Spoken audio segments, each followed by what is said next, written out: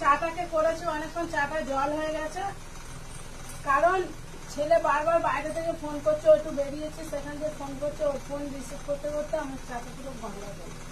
আমি সারা সকালটা ওয়েট করি একটু গরম গরম চা খাবো বলে, সেটা আর আমার হয় না। আর একটা জিনিস দেখবে,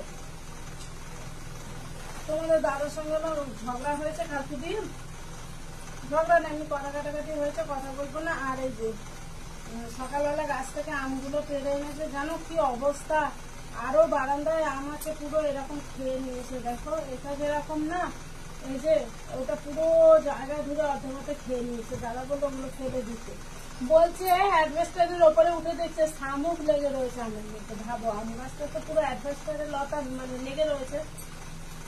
তো এবার আমের হাল খুব খারাপ, মালিকের মন খারাপ, তাই আমও খারাপ হয়ে যাচ্ছে।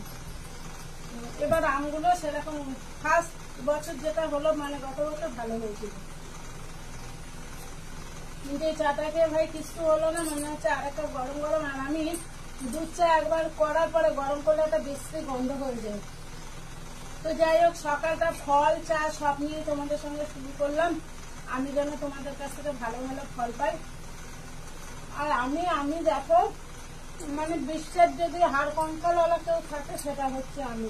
এটাকে আমি ভুলেই যাচ্ছি যে এটা আমি, মানে একটা জিনিস তৈরি করতে কত সময় লাগে না। আর দেখো, মানে আমি যে এটা হচ্ছি জানি না শেষ রোগা কোথায়।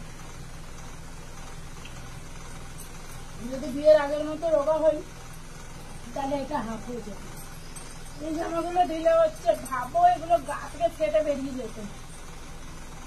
ঠিক আছে, চলো দেখা যাক আমি কোথায় যাই, আমার শরীর কোথায় যায়, সবকিছু কোথায় যায়। ঠিক আছে, টাটা।